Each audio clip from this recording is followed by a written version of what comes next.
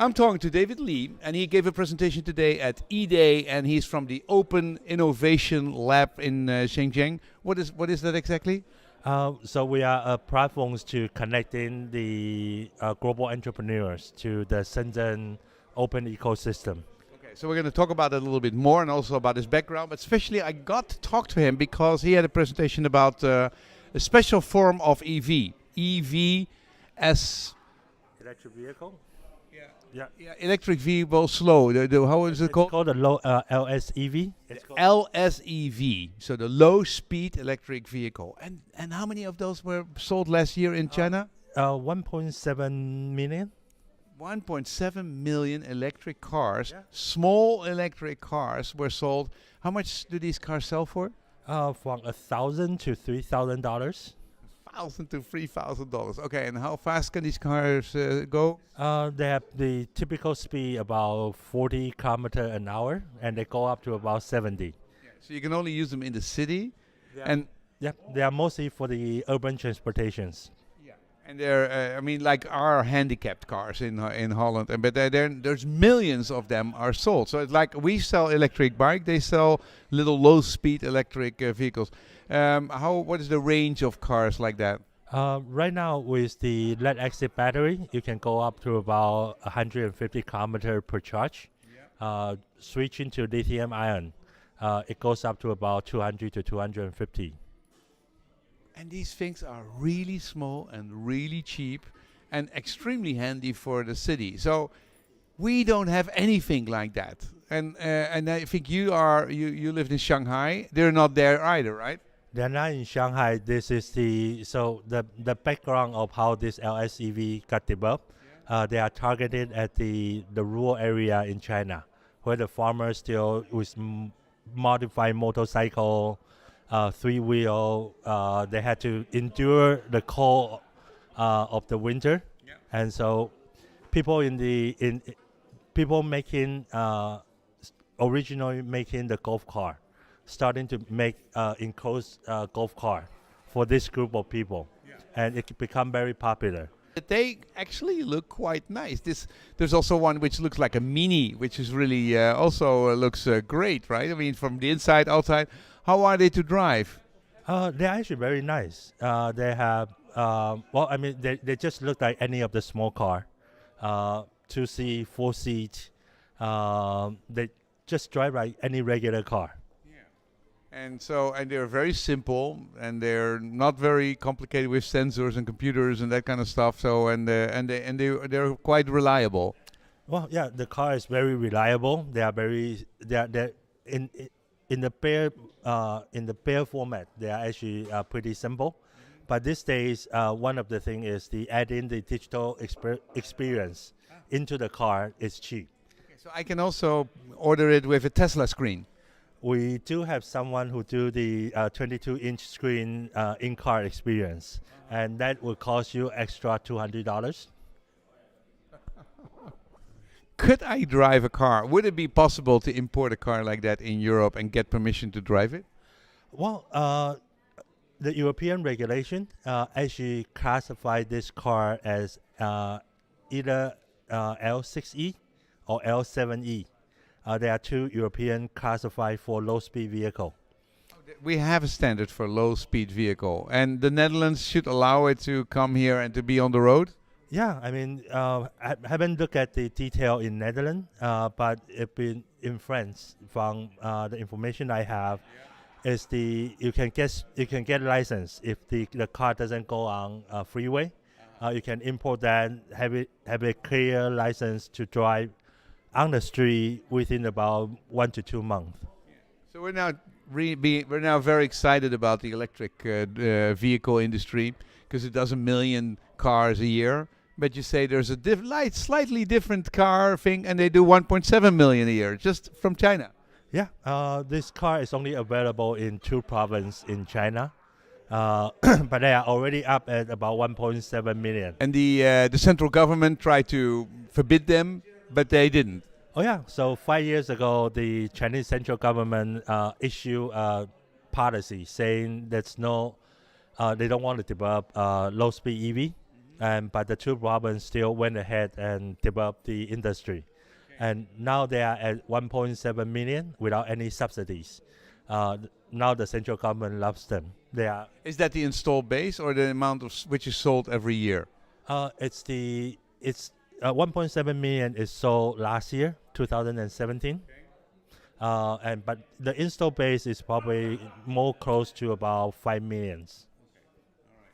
And so, what will happen to the rest? How many provinces are there in China? There are 37 provinces in China. Okay, so what about the other 34? Will they start to accept a low-speed electric vehicle? I think with the central government to standardize the low-speed vehicle, and right now there are 95 cities in China is looking at legitimize this car. So for the next couple years, this is going into exponential growth in China. So it can easily become 10 times bigger and have 20 million sold a year. Oh yeah, right now the market projection for this class of car in China by 2020 is 10 million units a year. 2020. That's only in 2 years. Yep. So the low speed EV market has been growing at about 80% a year for the past 2 years. How much of those 1.7 million are exported to America, Africa, Europe? Well, I think right now it's less than 1% is going out of the countries. And they are actually, I mean, if you look at Shanghai, there's no parking space. There's no space for people on the road. Only about 5% has a second person in the car, but they are not accepted there. And that is culturally, or is that politically, or is that economically? Well, I think for Shanghai, this is the peasant's car. This is not something suitable for Shanghai, but I joke about the possibility of this car making it to Shanghai is through Europe. If it's First, it has to be accepted here. And I go like, this is extremely practical. You can park everywhere. It's like our Smart. We have the Smart from Daimler, and that car a little bit smaller. It has a market share, but it's very, very small. Would a car like that be accepted here in Europe? What is your experience if you show it to people? Well, I think this is the great entrepreneurial opportunity for European. It's the rethinking about the possibility of bringing 3,000, 5,000 euro car with new digital experience. Right now, there are people modify this car to be self-driving. There are actually two cities in China with special zoning, and they are experimenting with this class of car with fully self-autonomous driving. So It's fantastic inside the city for one person or two people, and then you don't need much parking spaces. And when they become autonomous, they can be shared. So China is all about sharing. I mean, they have this bike sharing experiments, and there's lots of unicorns and lots of companies which have tens of millions of shared bikes. So we can also draw from that experience what will happen to shared cars. Do you think, if you look at the experience you had in shared bikes in China, will shared cars be a success? Shared car is already in China right now. So in Shenzhen, we can actually go and rent a shared car on the street with the mobile phone.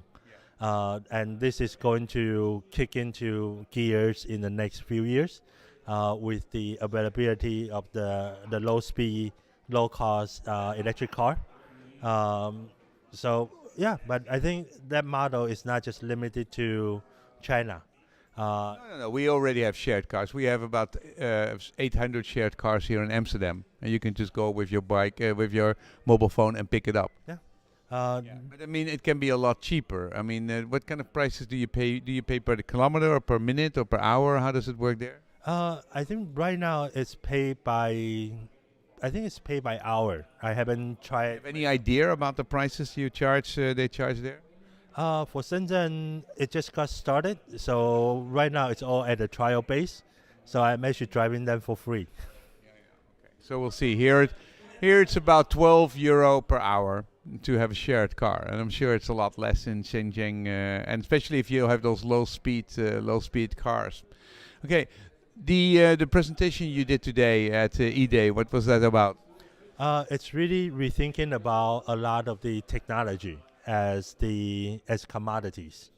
So if you think about if you want to launch in your own mobile phone, you don't have to start in the entire engineering to do it. Uh, you can take China's resource and make your own phone, and right now make your own car. Uh, the this today in E-Days, that's the introduction of the concept to rethinking about uh, China as a resource to launching a new brand.